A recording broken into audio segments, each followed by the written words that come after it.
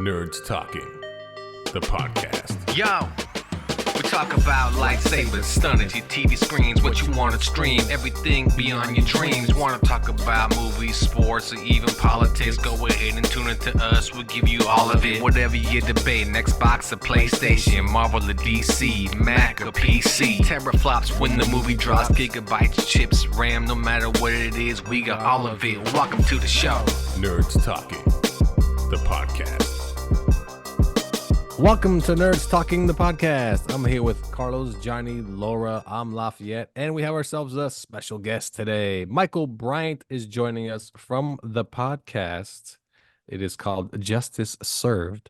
You can find on YouTube, and I assume it's everywhere, right? I can find it on Spotify. So what is that they say? Wherever you get your podcast, is that there you go line? Yeah, wherever you get. But the show on YouTube, what's the title of it? Because it's not just people can't look up. Bryant and Baden, because I'm Michel Right. Bryant. My co-host is Linda Kenny Baden. Bryant and Baden, Justice Served. Yeah. There you go. Justice Served. Carlos and Michel, they go back a ways back. You guys heard us talk about Legal Edge on here before.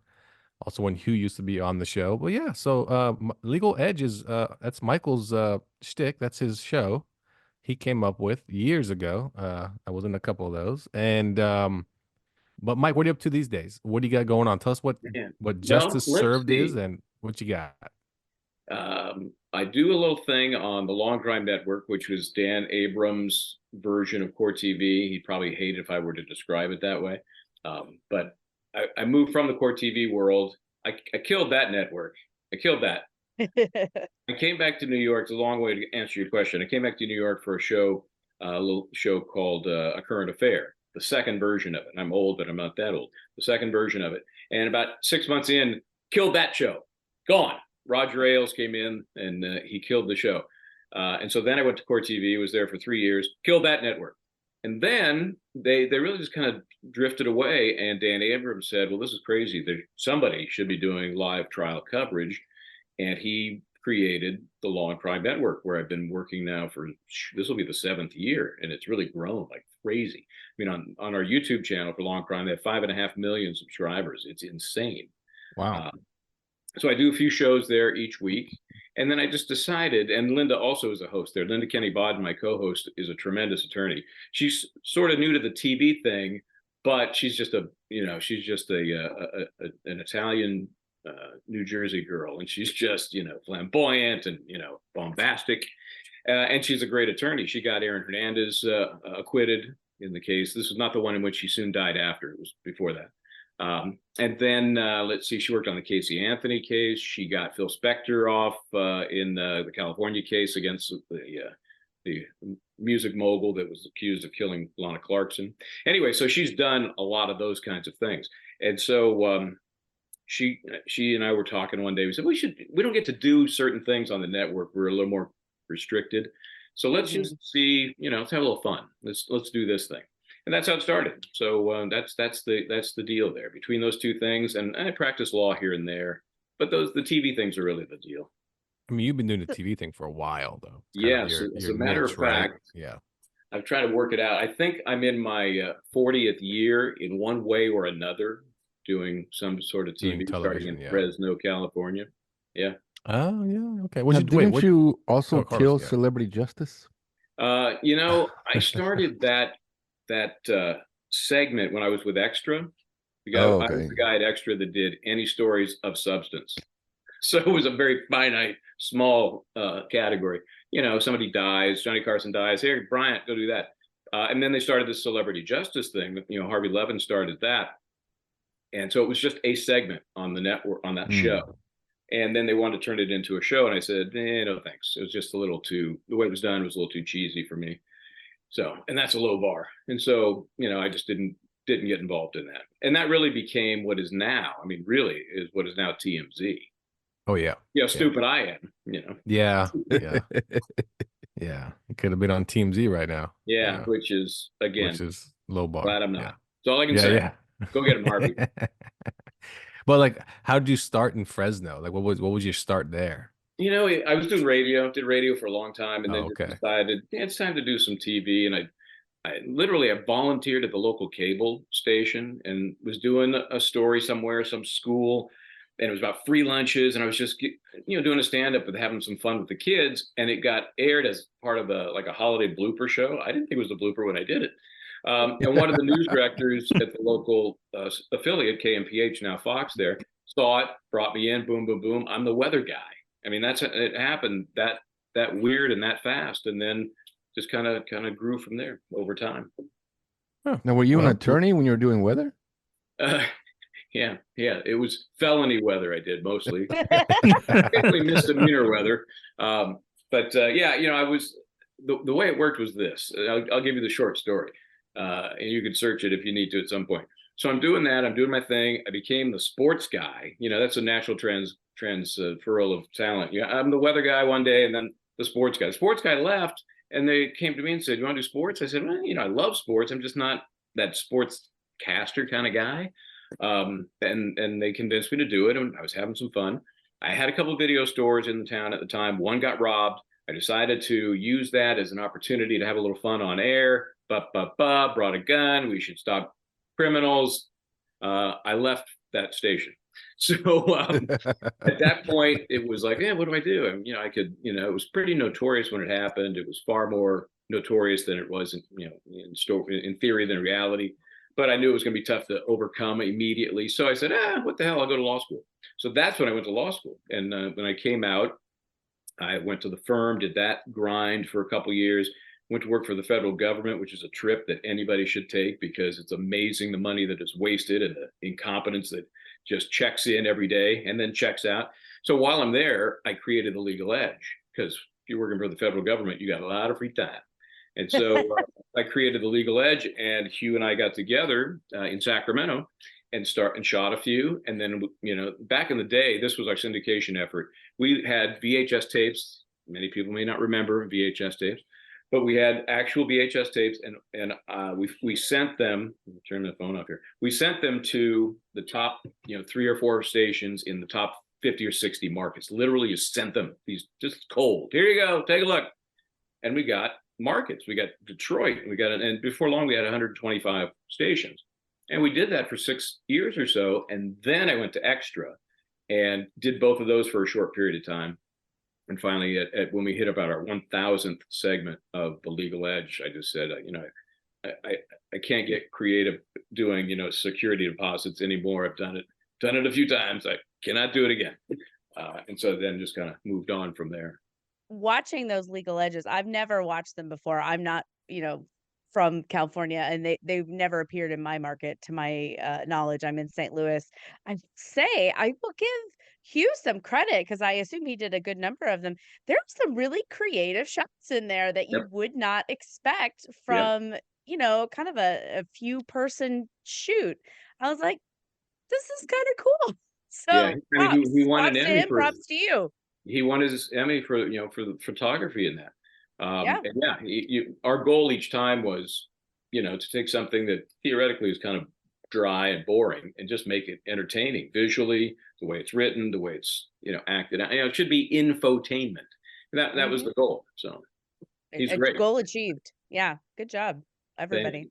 It was fun. I mean, what a great job it was. We did 3 of those a week.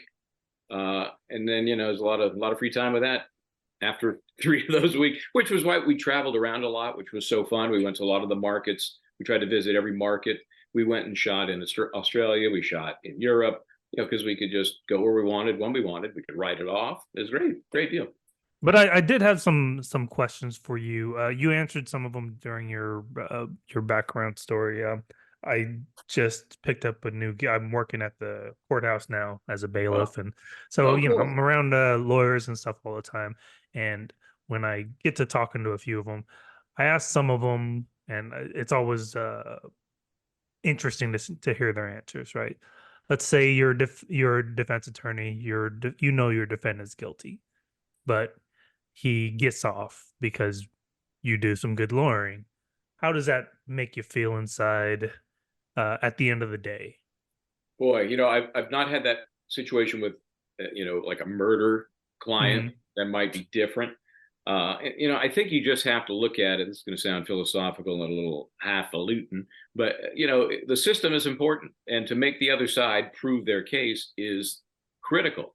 And if they don't, under the system we've got, then your guy or your girl is acquitted. That's just the way it works. Now, we know from cases, OJ, that sometimes, juries just screw up. They can be given all the proper information and they come up with the wrong result. That's just, again, it's the best system in the planet, but it ain't perfect.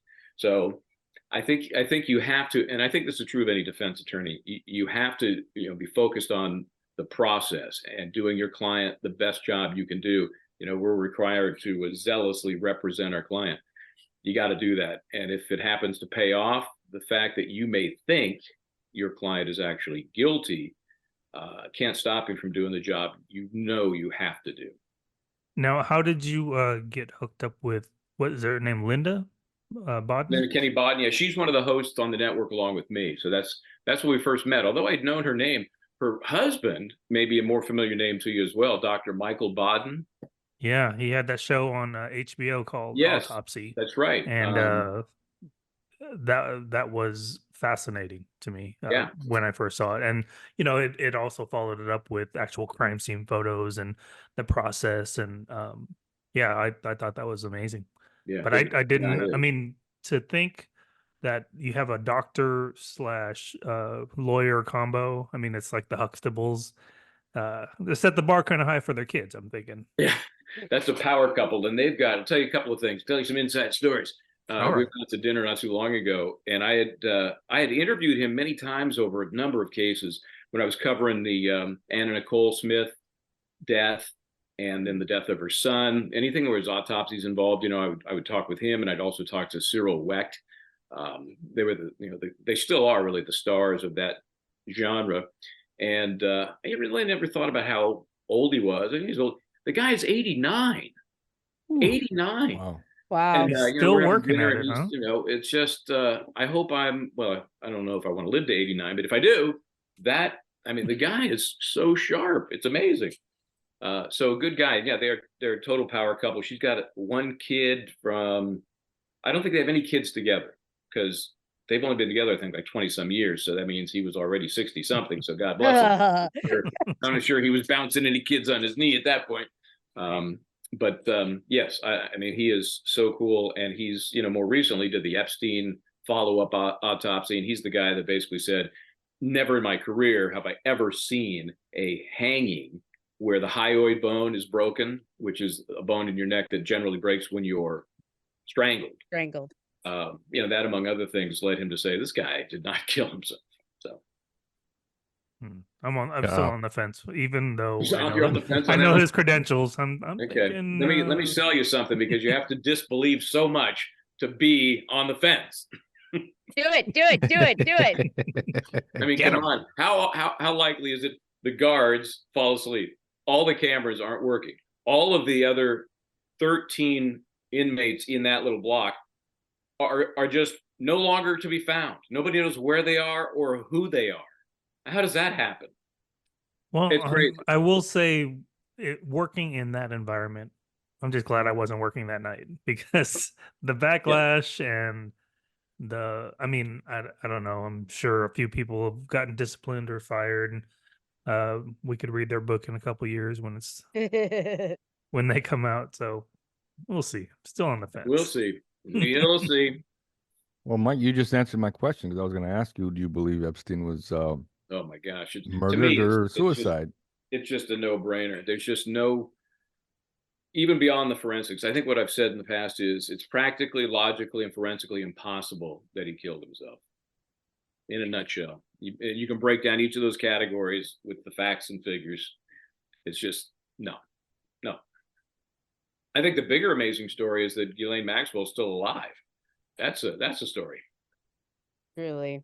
Well, because she knows as much as he must have known. Right. Yeah. Now, your wife, she directed and produced Filthy Rich, the Epstein documentary on Netflix. Yeah. And then the follow-up, Ghislaine Maxwell, Filthy Rich S. No, I don't remember the subtitle, but yeah, she did both of those for Netflix. Is that on Netflix as well? What's that? It is. Is that one on Netflix as well? Mhm. Yeah, Oh, it didn't really? do quite as well. I mean, it did well, but not the staying power of the original Epstein. Probably because it ended with less mystery. She got convicted. Right. Right. But now that his name has come back and the list, which is not really a list, has been released, it moved back up into the top 10. The original, Oh. the original. So it's good stuff. She did a great job on it. Yeah, it keeps getting suggested to me on Netflix because I have been going down a true crime binge. I finally watched the HBO Max miniseries for The Staircase, Oh yeah. Michael Peterson. And so I watched the documentary years ago, and then I finally downloaded and watched the HBO series, and then immediately went back and rewatched the documentary, and then went down like a rabbit hole of tons of true crime podcasts, listening, trying to get all the information that I could. Do you have an opinion on The Staircase, the Michael Peterson case? It's funny. This is one of those that I like the theatrical version so much. I just think it was so well done. But I don't know. To be honest, I haven't studied that case enough. I watched it; it was interesting, but I've not really dug into it enough to have a learned opinion on that. I wasn't swayed either way. I don't know. What do you think? I think that he is guilty, but I don't think it happened the way the prosecution said that it did. I think that it was probably voluntary manslaughter. Heat of passion kind of thing. He threw her, he pushed her, she hit her head, she died, and then he says, "Oh, it was an accident. She fell down the stairs." And then the prosecution says, "No, you purposely beat her to death."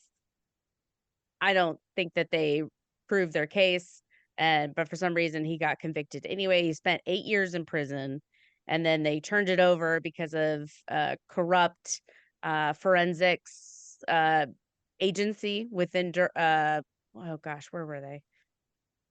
Durham, North Carolina. So they overturned it, and he took an Alford plea and got off in the end. And I was like, I feel like it ended up where it should have. He got 8 years, almost 8.5 years for what he did. I know that people get off, paroled, when they have less.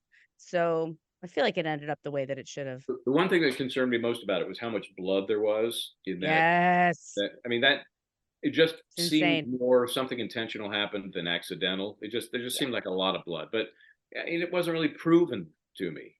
Exactly. I agree with that. I agree with that. And just, so looking through all that stuff, it's a sense of like what resonates with you, how he acts and what he says. And I think one of the most poignant things, and I don't even remember where I heard it because I thought it was in the documentary, but it wasn't.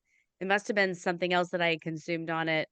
Where they said he calls 911, he finds his wife unconscious with all of that blood on the bottom of the stairs and says, "She fell down the stairs. Come help." If you saw your wife like that, that would be not what I thought. I would, if I saw somebody just absolutely covered in blood at the bottom of the stairs, the way that she looked, why would you think that she fell down the stairs? I would think that somebody came in and beat the shit out of her. Yeah, So that's a good it's point. all about gut instinct. Yeah. Anyway, And Mike, I appreciate your thoughts on it. Yeah, I have very, very little thoughts, and you're welcome to all of those. Yeah. now I've been catching up on your podcast. Now, I still don't know. I've been catching up but I'm still I still don't know who's Michel Triconis. Who is this person? Oh, interesting. Okay. Yeah, it's a case that's going on here in Connecticut. In fact, I'm going to go back to court there tomorrow. This is a case from almost 5 years ago where Michel Triconis, the girlfriend of the alleged murderer, is now on trial for conspiring to kill that guy's wife. So what happened was she takes the kids to school that morning, May 24th, 2019. It's about 20 miles from here. Drops them off, 5 kids, 2 sets of twins, and another kid. So these are all 5 kids from her. Goes home about 8 o'clock, never seen again, and has not been seen again, period. This is Jennifer Doulos. Okay. She's not. So nobody. Nobody. And in Connecticut, it's weird. It's a You don't hard need case. one. You don't need one. And Oh. even though they declared her dead a few weeks ago, they did it primarily for the estate, so the kids wouldn't be bogged down with that kind of stuff. But yeah, there's no real hope of finding her body. So what they do have is Michelle Troconis, the then girlfriend of Fotis Dulos. That was the husband. And they were fighting for 2 years over custody of these 5 kids. I don't know if they were fighting to keep them or not keep them, but hey, so they're fighting over these kids for 2 years, and she wants to move, and he doesn't want them gone, et cetera, typical. And so prosecution says he was lying in wait. Fotis Dulos is lying in wait in the garage of the home being rented by Jennifer Dulos and all the kids, and then does something to her in the garage where all the blood evidence is found. And that's the last we see of Jennifer Dulos. So that, And he killed himself, right? What's that? The guy, he killed himself? Did I make Yeah, that up? Okay. that's where I'm going here. So he's, Sorry. first he is charged with, destroying evidence and obstruction of justice, and then at a certain point they get enough evidence. They think, okay, we got enough for murder, so they charge him with murder. He's out on bail. And he is about to go to a bail hearing in which he thinks he's going to be locked up because now they've added the murder charge. It would make perfect sense he'd be incarcerated for that. So he takes the gas pipe, kills himself. Doesn't even do that very well because he lives for about 2-3 days in the hospital. Can't even get that right. So then now you've got this really sad story with these kids that are now orphaned. And the community's in an uproar, and she was in this little area called New Canaan. It's kind of a Tony, snooty area. Anybody that comes into the courthouse, I go, "You're from New Canaan." I can just tell. They just have a look. Not that there's anything wrong with it, but it's just very privileged white kind of look. And so this Michelle Troconis was his girlfriend at the time, and they have a lot of video of Fotis Dulos and Michelle Troconis dumping bags of stuff in various places around town. And then they get those bags, and there's bloody clothes, and there's DNA. So that's the story. And at this point, it's a tough case because Michelle Troconis is charged with conspiracy to commit murder, right? Well, you got to go a couple of layers to get there. You got to first prove that Jennifer Dulos was murdered. Okay, it's not a given. Then you got to prove that Fotis Dulos did it. Then you got to prove that Michelle Troconis was conspiring to make that happen and to get rid of the evidence and to obstruct justice. It's a tough sell, but you got sympathy on your side. You got people that are going to want to find some sort of justice for Jennifer Dulos. They don't care about Fotis. They don't care about him.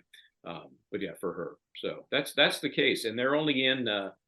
Day 5 is tomorrow. It's going to be a 6-week trial. They've been pounding out these law enforcement officers, and I was like, oh, God, come on. And so today and the end of yesterday, they had the nanny, which was good stuff, very good, salacious stuff. She's cute, attractive. She could be in New Canaan, and very smart. You could just tell, and was there when the relationship between Jennifer Dulos and Fotis Dulos was falling apart. So she's at the eye of the storm. I was waiting to hear something about, she got together with Fotis at some point, but it was clear that she thought he was disgusting. So that didn't happen. But she was a great. You're right, smart girl. Yeah, and she has a witness is what I would call the palate cleanser, because you got 6 of these law enforcement, and they're all talking about, we found this blood, and which it's salacious at first, and then the jury's like, they're numb to how many more blood spots can you find, and what's the, same thing will happen when they get to the DNA.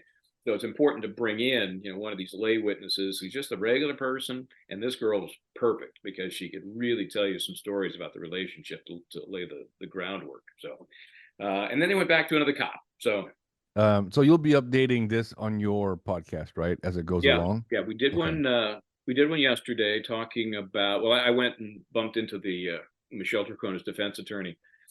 And he's been losing a lot of motions. He brings a lot of motions, and they're so concerned about the blood because you got no body. So if the blood is what they're relying on to tie all this together, he's fighting every bit of the way to keep blood out, to keep it from being characterized as something it's not. Because they like to say blood-like. Found some blood-like material, and it's very prejudicial because the jury just doesn't hear like. They hear blood, blood, blood, blood, blood. And it's just not Shouldn't good. it be fairly easy to determine if it is blood or blood-like? Well, that's another issue he's questioning. He says, and there are also presumptive tests in the field that aren't always corroborated when you go back to the lab. So you do some sort of presumptive test in the field, then you swab it, you take it back to the lab, and the lab goes, "Oh no, that's transmission fluid," or whatever it is. So it's not always really blood. Now, It's if you like look an at- at-home COVID test. There's a Exactly. margin of error. It's a crapshoot. It's a crapshoot. And they were arguing the other day about the luminol. You know, that's the good old-fashioned one from like any CSI where they take the black light and they go, "Oh my God, look at this guy's Yeah, bedroom." yeah, yeah. Because anything that has iron in it will glow. So it could be blood. It could be many things. So he was arguing to keep that out, and he lost. And I was asking him, so how do you feel about losing that one? Because they also mentioned something I've never heard of before: time-lapse luminol. Now, luminol is, it's to show a substance that you can't see with the naked eye, right? So you put the luminol on it, you put the black light. This was so faint, they had to let it time-lapse photography to get it to show anything. Wow. So to me, he had a pretty good argument. The judge was like, "Nah, it's coming in." It's one of those things where they say that goes to the weight of the evidence, not the admissibility. So on cross, he gets to say, "Well, isn't it hard to find? Couldn't it be, a copper pipe? Couldn't it, that's where you earn your skill, you earn your money as a defense attorney. You got to do that cross examination." I think he went a little too far. So I approached the attorney about that, and of course they don't want to say anything, and his associate basically had to kind of stop him from, like, "John, No, no, no, no, no, no, shut up, shut up, this shut guy's up. very outspoken." He's a good attorney. So yeah, so we covered that yesterday. I'll go back tomorrow. I can't go every day as much as I would like to sit there. But yeah, to get the feel of it, a couple of days a week is plenty. And then I'm back on the network Friday. And we're covering it on the network, so it all kind of makes sense. And is justice served? You do one case at a time? We really don't. We kind of do a hodgepodge of stuff, and it just so happens this trial is right down the street. It'd be crazy not to take advantage of it. It's a very high profile trial, even though you haven't heard about it yet. It's got all of these, socialite overtones, the rich white people and all their tough problems, and murder and cover up, and yeah, it's got and it's the missing beautiful woman they never found. So it's got all those. Oh, I'll see it on Netflix for sure. Yeah, I was gonna say the same thing. Because I see a lot of true crime that I've never heard of. I'm like, oh wow, this when was this? Oh, 2008. Where was I at? And then- Well, It's we're all amazing just what's waiting out for the there. Gabby Petito Netflix Yes. special. Yes, I'm trying to think of one. I just saw one recently that I hadn't heard of before. It's just the stuff that's out there is unbelievable. yeah, it's true. It's true. There's This murdered is. all over the place. I just watched one. Carlos said to watch it, American Nightmare. American Nightmare. And I remember that story too. I just didn't know what happened in the end. And then I watched that and I was like, I don't know if you remember, Mike. So this woman in Vallejo was kidnapped in 2005 or 2015. And at gunpoint in her house, and her boyfriend was tied up, and the kidnapper took her to Huntington Beach, and then she ended up just showing back up at home, and we thought it was like a Gone Girl hoax, like she set it all up to trick him, and come to find out, no, she was really kidnapped. And then she just so- got away. No. There's a lot to it. The guy a was lot to it.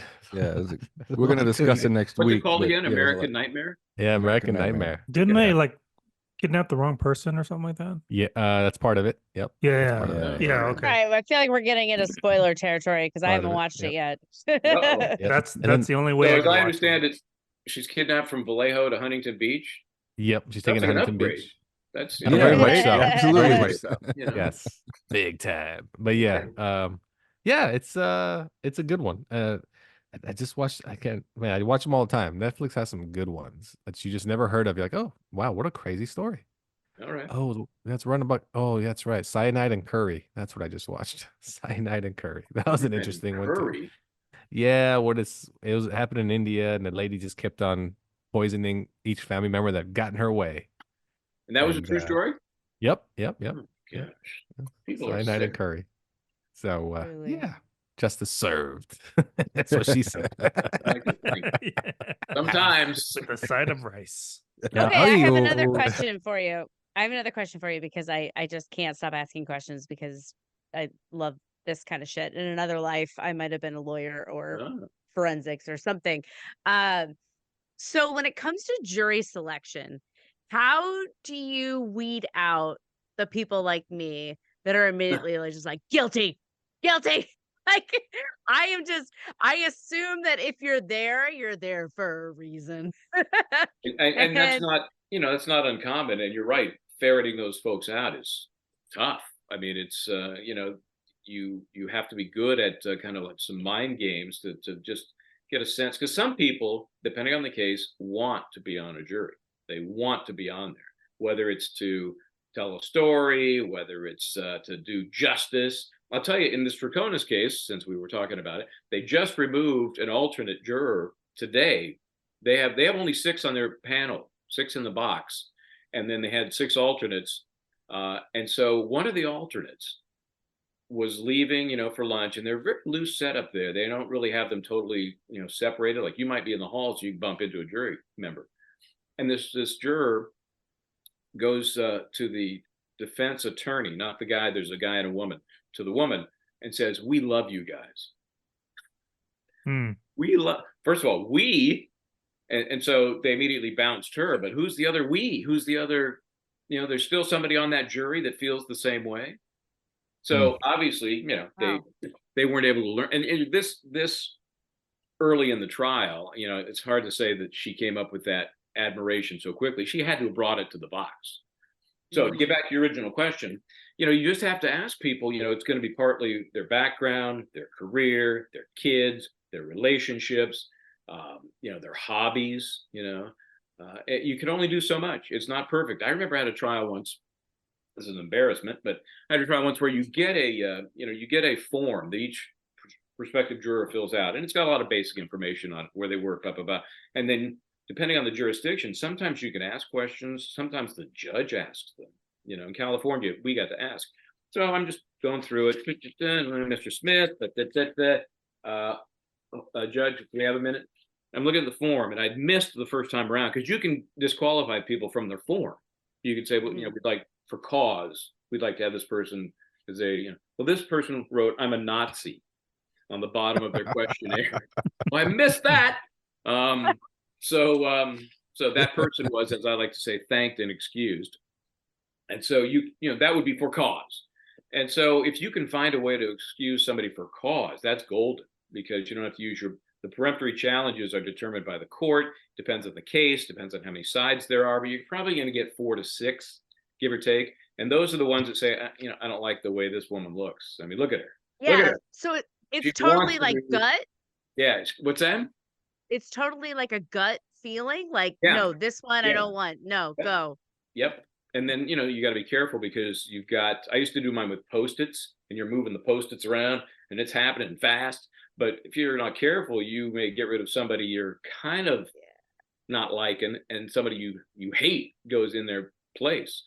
So you got to be careful about that. But yeah, those peremptories you want to try and reserve, which means find cause anywhere you can, some sort of prejudice that means this person can't be fair and unbiased. That's the key. So did you just give our Answer is, audience? you can't be sure. You'll never be sure. You could get on a jury and screw over the defendant. Yay! Not according to the tip. Not according to the tip you just gave me. You just gave our audience a way out of jury duty. Just write, "I'm a Nazi" on your form. That's a good one. Here's legitimately here. That one may get you bigger problems than just getting off the jury. Here's the two ways for sure you can get off, and for sure considering that every judge is different. I got a prepaid vacation. They really are hesitant to make you foreclose that and lose it, or you're a sole proprietor and your business has to shut the doors if you're not there. Those are great. Those are good ways to get out. I love jury duty, and I've been trying to get on a jury for years. She wants to get on a murder.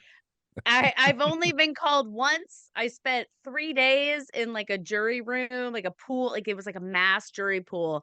I spent 2 days in a room being paid because my company paid me, for the jury time. I spent 2 days in a room reading 2 whole Stephen King novels. And then when they finally called me in, I got to watch like a few, steps, and then they called it. They said dismiss the jury because somebody said something prejudicial or something. Oh. And then that was it. And I was like, well, that was fascinating, and I would love to go back and do it again. Well, you may not know this, but you're in the key demographic for true crime. Oh, I know. You mean Everything I love committed it. against her or programmed for you. Oh, okay.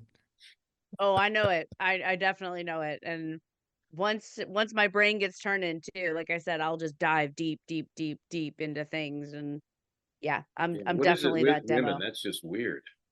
Why do they? I have a whole I have another podcast. We did a whole episode about it, about true crime, and about how white women are the ones that are the key demographic for Supplying the true ratings. crime. Mhm. Yeah, I mean, yeah, it's question of, benign. What is it called? Oh, shit, not benign narcissism. That's what I want to think. Like Sounds benign about thrill right. seeking, or something along the lines of, it's scary but some not sort of scary. vicarious living for you.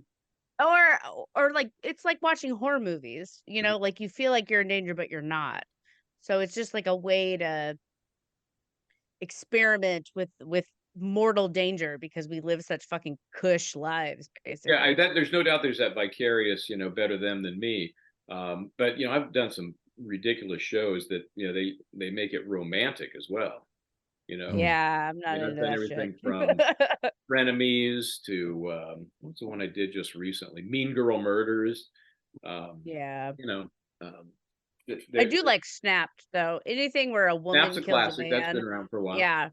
Right. Because it's always a man kills a woman. If you look at all these other shows, I'm like, I want something different. I want a woman to go nuts. There was one I worked Axe on. I think it murder was her called husband. Wives with Knives. I think it was one. Yeah, I'd be into that. So what about I Survived a Crime? I haven't heard any. That's a show I sold to A&E. We did 2 seasons of that. We did 34 episodes of that. That's basically a clip show though, but it's real people getting into situations and surviving. Originally it was Sounds like I would called like it, yeah. Fighting Back, but the network thought that was too aggressive, and so it became I Survived a Crime. But yeah, it's real people who are in positions they really wish they weren't in, and how they do it. That sounds like 100% up my alley because that's always what I want to know. I'm like, what are the tips and tricks I can take away from this? But I haven't had cable in like 20 years, but I'll Well, check it out. There's this thing called the internet. I'm not sure you've heard about it. Very popular. But yeah, you can find. We were, speaking of Netflix, we made it to number 2 on Netflix because they took the A&E show and put it on Netflix, and we made it to number 2. If it Is it weren't for still that- on there now? No, because they had us for the contract was for a year. That was the first season. Now I'm thinking they're going to put the second season back on. Why would they not? But we would have made it to number 1 if it hadn't been that fucking Cobra Kai. They released that. Oh, it can't be Cobra Kai. Oh yeah, Cobra Kai. Like, we're done. So we're like 7, 5, 4, 2, and then no, that's it. Sit down. Got swatted You away. can catch it on Hulu. I Survived the Crime is on Hulu. Oh, is it on Hulu? Yeah. Oh, there you go. And I got a show coming out. I think it's next month or maybe it's in March. Called Cult Justice. Not Justice Served. Hey, wait a minute. Cult Justice Served. No. Cult Justice. It was a show we did on cults. There's Tony Alamo cult. It's a very interesting look at some creepy people. So keep an eye out for Cult Justice. Do you know where that's going to be? That's going to be on Hulu. On Hulu. Oh, Awesome. Cult Justice. All right. Me and OJ were like this. I did the last. I saw your interview on YouTube. Yeah, I did the last checked interview. It out. Now, he doesn't even need to bother doing interviews. He just gets on his golf cart and holds his phone up and tells you what he wants to tell you. So I've reached out a few times, and he doesn't need to use a mouthpiece anymore. So Yeah. he was, as I said in one of those pieces, the nicest killer I ever met. There's no doubt about it. I heard that on your clip, and But people got mad. I saw comments. I love he was acquitted. Oh yeah, keep telling yourself. Fuck that. Yeah. That guy had the most evidence against him. Just ridiculous. Yeah, that's where a jury gets sidetracked by all. I mean, that was a circus. That was not, a red letter day for the justice system. It was an embarrassment, thanks to the dancing Itos. So Ah, yes, Jay Leno's dancing remember Edos. that? Yes, Yeah. yes. The SNL skits. He overused fucking that like classic. crazy. Yeah. Yep. Well, All right. thanks, Well, all guys. I right. appreciate the invite. No, thanks for coming on. I mean, anytime, to be honest, especially if we do true crime, we'd love to have you come on. And You know where to find me. yeah. So tell people where you can find your show and the name of it so they don't miss out. Yeah. Of course, the Long Crime Network, great place for streaming trial coverage. We do a few at a time. And then the Bryant and Baden Justice Served at I think it's at Walmart. No, I think wherever you get your podcasts, whatever that means. That means everywhere, anywhere and everywhere. I mean, I watch it on YouTube. So Okay, that's an easy one. Yeah.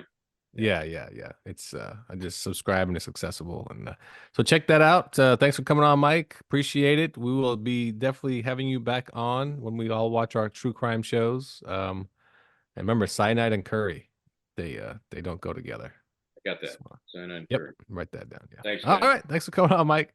Appreciate it. We'll take a break here. Nerds Talking the podcast. We'll be right back after this. New episodes of Nerds Talking every Friday. And don't forget about Taco Tuesdays every Tuesday, only here on the Nerds Review Network. Welcome back to Nerds Talking the podcast. I'm here with Carlos, Johnny, Laura, and I'm Lafayette. Remember to rate, subscribe, review, turn on notifications, tell your friends and your family.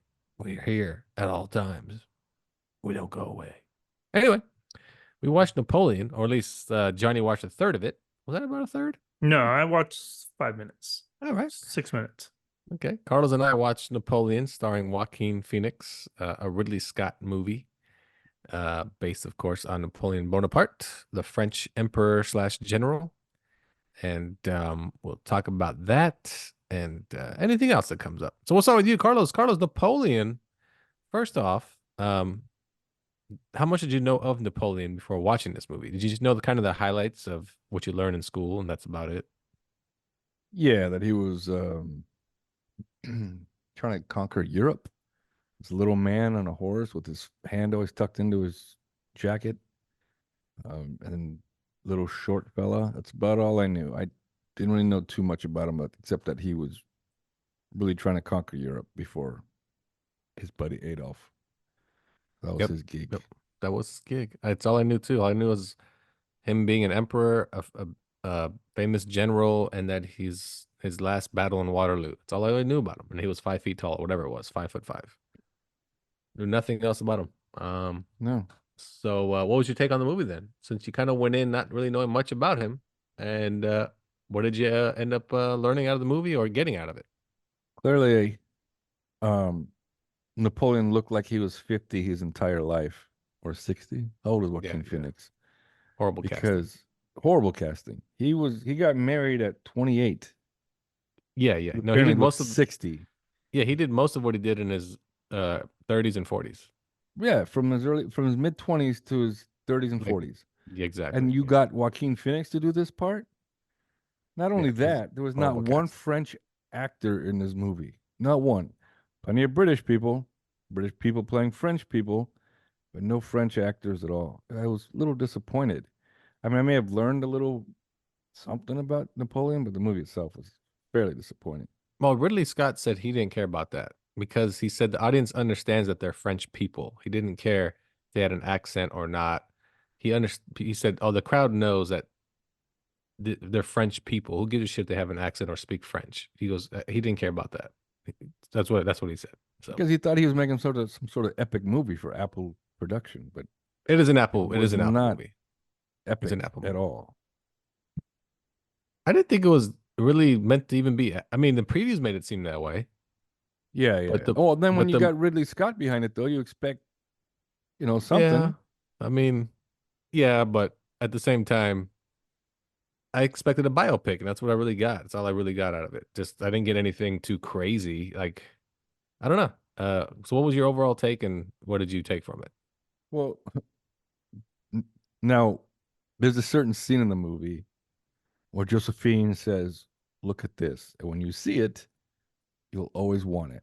And I'm thinking to myself, did you just show him your penis? Because Josephine, the way she's sitting there, she spreads her legs way wide and she tells him to look at this. And when you see it, You'll always want it. I'm like, what the hell? It just happened. And it was See, so I was thinking weird. she had a sandwich down there. Or maybe ice cream, chocolate, vanilla, Oh, and right. strawberry. The Napoleon ice cream. French patisserie. Who doesn't want that's French patisserie all the time? exactly. Could be a beignet. And then I also found out that his buddy really likes dessert. Remember when his buddy was trying to tell him that his wife was cheating on him? And Uh-huh. he's all, no, I'm serious. He goes, no dessert for you. And then he goes, no, I'm serious. This is really happening to you. And so he really wanted his dessert. I thought that was funny. Apparently it was a Napoleon ice cream as well or something, but he was like, no, you don't get no dessert. So I thought that was funny. But then when he came home, he abandoned his troops, He did. came Yep. home because he thought Josephine was cheating on him, was told that she was. He totally just lays into her. You are nothing without me. Da da da da da. And then no more than like 2 minutes later, she's saying that to him. She totally turned the tables on him by saying, you are nothing without me. Man, he And just he takes bought it. it. He's He like, just oh, takes it. you're Yeah. right. I am nothing. I'm like, what just happened? Man, It's got the it's it's that the big power. D energy is what it is. It's it's the But power man, of what he can't turn down. And it's like, yeah. man, Yep. but everything was, yeah, it was a horrible casting. And her kids, you never know. You don't see her son again. I mean, you see Ever the again. daughter at the end. You'll see the daughter, but you That's never it, see though. her kids again. No. So it was, I don't know. I'd give it like a 2. A 2, huh? Yeah. Wow. Well, I give it a Well, you know what? Because of if you go into it with the same entertaining and get the same entertainment out of it, like I did, okay, 2.5, 3, but 2.5 the most, no 2.5 the most. Yeah. I give it a 3 because again, I didn't know much about him whatsoever. I thought it was interesting, like how he like when he came into power, but they all chased him out of the room and he ran like a little bitch. Oh shit! Yeah, they're trying With to his kill brother. me. Get the fuck out of here! I've heard the whole movie is completely historically inaccurate, though. I mean, that's just it. Where But where for are you someone who getting? doesn't know, they're like, I'll take it at face value. But also, where are they getting the facts from outside of his journals that he wrote and he wrote a lot of like letters and. I mean, it's not that long ago. It's true. That's There's only it tons is of true. stuff. It's only like 1700s. 200 to 250 years ago. Yeah, That's that's it. nothing. But like, and in the movie, they fail to really show him as a short person. Every once in a while, he'll be seated, he'll be It's true. sitting, and he looks a little lower than the rest of them. But he's never like, really short. no, there's one scene where he's in Egypt, and he pulls up like an apple box or something to stand on to look at a mummy because they just opened up a coffin of a mummy, and he stands on it to look at it in the face. That's the only real time they show that he was short. They didn't really. So it was really. They should have got Peter Dinklage to play this motherfucker. Oh, way too short. Way too short. Better than No, Joaquin. Joaquin's way too tall. Well, Joaquin also has the problem that he doesn't act like a character. He's just No, he plays Joaquin. he plays Joaquin. And sometimes I was like, oh, he's the Joker. Like with the way he was laughing and the way he was acting, I was like, and that was a criticism of a lot of people that all the critics were saying he's not actually playing Napoleon. He's just playing himself. Yeah. Yeah, he's not Napoleon. It's No. so that was a problem too. And I don't know. They just hit the highlights though. How he became emperor, how he won the first battle because he was smart with strategy, and they let him basically be the leader. And then he runs the second battle. Like, oh, this guy's a fucking genius. And then he loses the third battle. He gets exiled. But then he comes back and goes, "Fuck you! I'm taking over again." He does. He takes over. He gets the military and he once again staged the coup and takes over. Then the big battle of Waterloo, he loses it and he gets ousted again. Then he dies on an island from a stomach ulcer. But I love how the Battle of Waterloo, he doesn't even tell his men to retreat. He just turns around and leaves. He I'm just like, "Nope, retreats himself. I'm out of He's here. like, fuck you guys. Yeah, you guys stay at home. You guys keep fighting. Out of here. I'll see you back at home. I know. But that was the thing is, if that's what actually happened at Waterloo, he was a horrible.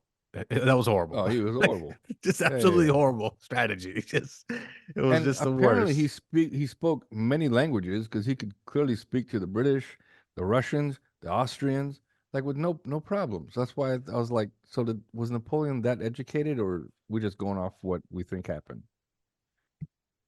I mean, yeah, who knows? It's entertaining, but it's if you go in not knowing shit, and the only downside is Joaquin was horribly casted. I just watching the whole thing, you're like, man, he's not the right person. He's just not it. They should have got Okay, somebody else. let me give you some of the historical inaccuracies from the internet. All right. Uh, From the age gap interwebs. between Napoleon and Josephine. In the movie, obviously, he's old as fuck, and Vanessa Kirby is young and hot. In reality, Josephine was 6 years older than Napoleon, so she was the older one. Yeah, but see, Joaquin just looks 50 the whole time. Yeah, exactly. That's the problem. He's obviously older. Yeah. He never attacked the Egyptian pyramids. That was all made up. Yeah. Oh, really? That part Okay. that part doesn't really play the movie that much, though. Yeah, but I mean, these are the kind of things that are No, like it does impactful though, because it scenes. shows that he was responsible for some of the damage to the pyramids. 'Cause he Well, fires cannons. He into them. showed some like one scene where he fires cannons at it. Yeah. Yep. Napoleon did not witness Marie Antoinette's execution. He was on the other side of the country when it happened. I'm not sure if he so was that in the was he Marie Antoinette. I thought no. so. What was he in the crowd for that? I don't He recall. was. That. He was in the Yes, crowd. He according to was okay. this. Yeah, Yeah, I knew that was okay. Marie Antoinette right away when they beheaded her. Yeah. Napoleon and the Duke of Wellington never met in real life. Yeah, that I- scene was weird. That's the one they're on the boat. Yep. He tells them, "We're gonna exile you. You can go." I'm like, what? I would have killed that son bitch. He tried to kill me. Yep. Yes. What So else they you were got? real life rivals, but they never met in face to face. What else you got for me? The rest of these seem small. There was no frozen lake at the Battle of Ooh, Austerlitz. that was probably the best. That was a scene. great scene, though. Well, apparently Great they scene. all made it up. So, Well, this movie's Give good. us- Okay, I gave it a 2 now. Thanks. that was a good scene, though. That was a good scene. Napoleon's mother did not organize the betting incident. I didn't watch it, so I don't know. What that Oh, means. well, he betted an 18-year-old to see if something wrong with him. He couldn't get Josephine pregnant. So he got the girl Mm. pregnant, and then after he found out he got her pregnant, you never hear about it again throughout the whole movie. Well, you see her at the end, though. You do see her one Mm. more time. Who? That girl who got pregnant. You see her one more time. Where's the towards end. kid? I think the kid is I think it's the daughter at the end. Well, No, the that's two kids. Josephine's daughter. Are you sure? Yeah, because he says to her, "Your mother was a good person," or something like that. But was he talking about Josephine though? He was talking about Josephine. He was always hooked why on would Josephine she no matter be what. taking care of Josephine? She was taking care of her. Yeah, I don't know. Anyway, what else we got? Josephine never suggested divorce. Well, she didn't in the movie. She didn't either. He divorced her ass. Yeah. He calls it out. Like, he calls it out right away. You bitch! You can't have a kid with me. Fuck off. What is with these fucking royalty and their fucking anyway? He did not lead his cavalry charges. Yeah, it made it look like he was the Napoleon- head of the charge. Yeah. Yeah, they Yeah. literally made it seem like he was like fighting in the wars himself, like going nuts and killing everyone. Yeah. Normally, he stood behind the battlefield and monitored all that was going on for a Yeah. distance. That Makes that sense. made horse sense. took a That's a cannonball to the general. chest. Yeah, and then yeah. you got to make him look all heroic and shit. And then number 10 is that Napoleon was not actually a short man, but he was just over 5'6", was about standard for the time. But that's like a well-known kind of trope. The thing is, there's none of those that make that big of a difference. That makes it go, oh man, that's way. Okay. You know what I mean? None of those make a difference. Yeah, but good to know what's accurate and inaccurate, because you don't want to go Yeah. into like a conversation with a historian who actually knows what they're talking about and be like, yeah, remember that time he blew up the pyramids? And then people are like, you're fucking stupid. And the blowing up So the it's good pyramids to thing, know. that was always a rumor that he was responsible for that. You know, so really Scott probably just thought, fuck it, it's cool, let's do it. Like the frozen lake, like that's fucking cool, let's do that too. Like, Yeah, it was I cool. mean, It was it's always cool. these kinds of things, like, for movies, like enjoy the movie, enjoy it for what it is for a storytelling, but always know the real facts if you're going to come into the real world with this I stuff. think, That's but my I think perspective. the facts, the so-called inaccuracies, he don't really play a huge part in his story. Well, like like the- the overarching story, maybe not. That's but what I like mean. The as a overarching story, viewer, yeah. though, if you're going to internalize this and be like, I know things about Napoleon. Well, Do you you though? know Ridley Scott knows exactly. things. Do you though? Yeah. Do you? Yeah. So I guess I give it a 3. It was entertaining. I just thought it was miscast. They should have got somebody younger for sure. It was not the right person to cast. They should I have think got a he French thought- actor. Well, I also think Ridley Scott and Joaquin thought this is it. It's gonna be our Oscar moment. I got this epic movie about It's Napoleon. gonna be your gladiator Yeah, moment. it's gonna be like, come on, let's do it, and it didn't turn out quite that way. Again, it's not horrible, but then again, what's the last good movie Ridley Scott made? Anybody? Gladiator. I mean, then he made those Prometheus movies, right? I think. You said Yeah, the but last those good weren't movie good. he made, though. Yeah. Well, I'm just thinking of the movies he's Prometheus was made. trash. That's just Ridley Scott made those, and he just wrapped up Gladiator 2 today, actually. Oh, really? That's Yeah. done. That's gonna be fucking terrible. Hey, the Oh, villain that's is right, Black Denzel Hawk Down. Washington. He did do Black Hawk Down. That's Mhm. right. Oh, Did that was a Black good Hawk one. Down. Yeah. Ooh, and The Martian. I love that Oh, movie. okay. Oh, he did That's The a great Martian. one. Good. Yeah. Okay. Yeah. What else we got? Props. He did the original Alien, Well, yeah. Yeah, Blade but that's Runner. old. Guy. the original Blade He- Runner. Wait, That he movie's did overrated. do the. Original But he Blade. also didn't he also do the new Blade Runner also? Yeah, he did. Yeah. Oh, that's right. He did the House of Gucci. Oh, It's did he? okay. It wasn't terrible. Oh my It was goodness. fine. Oh, he did Um, that. Oh, that's too bad. Are you gonna say Exodus? Gods and Kings? Exodus. Yeah, that was Gods and really bad. Kings. It That was was such really shit. bad. Is Oof. Exodus about like Oh. the Bible? Exodus? No? Yeah, Okay. it is. Oh, Yeah. it is. But never it's He heard not. of also it. But did it's not, the not good. Kurt Russell Robin Hood, or not Kurt Russell. Russell Crowe. Kevin Costner? Russell Crowe. Russell Crowe. No, the Oh. Russell Crowe one. I never Uh, saw it. I remember it coming out. G.I. Jane. He did G.I. American Jane. Gangster. American Gangster. That's right. American Gangster was good. Body That's of right. Lies. What is that? Looks like- DiCaprio and Russell Crowe. Well, what is it called? Body of Lies. It's like a CIA. I have seen that movie. Yeah, I've seen that one. Seen that a long one. time. Oh, he did The Um, Last Duel with Ben Affleck, Matt Damon, and Oh, okay. Oh, yeah. Yes. It looks like he produced that Death on the Nile and the other one. Just That's a good producer. oh, really? I Oh, liked Hunting it. in Venice. There you go. Hunting in Venice. Yeah, just producer on that one. And then there's the new Alien movie coming out called Romulus. Hard I think he's pass. also a producer though on that one. Oh, he Mm. did Thelma and Louise. I didn't know that. Interesting. I didn't know that either. Interesting. But yeah. Oh, All the Money in the World. You guys know what movie that is? Where they had to replace Kevin Spacey, all his parts. Oh, that I was do that one? remember that. Yeah. He did I that never one. saw it, but I remember hearing that story. Ew, Yeah. Hannibal. He did Hannibal. Ugh. I don't think he directed it though. I think he may have produced it. Yeah. Black No, he's a Rain. director. He was a Black Rain director of was good. Hannibal, huh? Yeah. Wow. I'm surprised. Matchstick Man was pretty decent. That is Yeah, a pretty Matchstick good movie. Man was good. That one's pretty good. So yeah, he's All done right. a lot of good movies. A lot of good movies. All right, fine. Yep. No, he's got a lot of winners here. Kingdom of Heaven he did. There you go. A lot of winners for Ridley Scott. Is Napoleon a winner? I guess you'd Nope. have to watch it for yourself. Not the best of his work for sure. All right. Well, other than that, what else we got on the docket? Anybody else? Oh, Laura's like, let me shake my hand. I got something. I do have something. I had a couple of releases come across my news feed that I was excited about. Top Gun 3 Yep. is announced heard about and they're getting that. ready to work on it. Yeah. Really? Yep. I mean, I was scared for Top Gun 2. It was so fucking good. I'm like, can they pull it off for a third?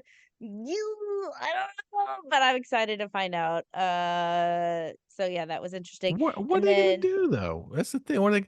Because Top Gun 2 was just Top Gun all over again. What are they gonna do Yeah, this well, time? It do was it Star again if it Wars. fucking works. It was a little bit Star Wars, Every but it was a lot. story is yeah. Star Wars. No, maybe. Every story is Star Wars. No. Every. I don't know Yes. about that. Napoleon wasn't Yes. Star Wars. Huh. Isn't it? How's Napoleon Dynamite wasn't Star Wars. Yeah, Napoleon Dynamite wasn't Star Wars either. Yeah. So I don't know about your theory, but okay. What else you got on your list? 28 years later, as opposed to 28 days Oh, later. damn, yes, really? A the third one? last one, Yeah. the third and final one, supposedly. Yes. What was the second one? It was 28 weeks 28 later, right? 28 No. weeks. is 28 days was the first, 28 That's weeks. was right. the Yeah. And second. 28 weeks, not 28 months. Yeah. Go ahead. Fact checking myself. What I was trying to reference earlier was benign masochism. That is Holy the shit, concept. Bookie. That was like an hour ago. I know. These are the things I can't let There go goes in that my benign brain. The guest isn't There you even go. on anymore. I have to put it on record. Gotcha. Benign masochism was the psychological principle I was trying to reference. The star of 28 Days Later, wasn't that Cillian Murphy? Yeah. It was. That's what kind of made him, right? Yeah. Yep. Yes. Yeah. That's right. Running around in the That's beginning with his dong just swinging back This and forth. dick hanging That's out. right. Yeah. Good old Oppenheimer's dick's out. Just swinging away. Slapping zombies in the That's face right. left and That's right. that. Okay. Now I'm like, wait a second. What movie am I watching? All right. Well, there we go. I think that's all we got. Anybody else before we hit the road? No? Maybe? Maybe? Huh? Watch American Nightmare on Netflix. It just came out. Check it out. It's a great crime, true crime story. It is phenomenal. We'll talk about it next week. For Johnny, See you. or Laura, Goodbye. or Carlos, Bye-bye. and I'm Lafayette. See you next time on Nerds Talking, the podcast.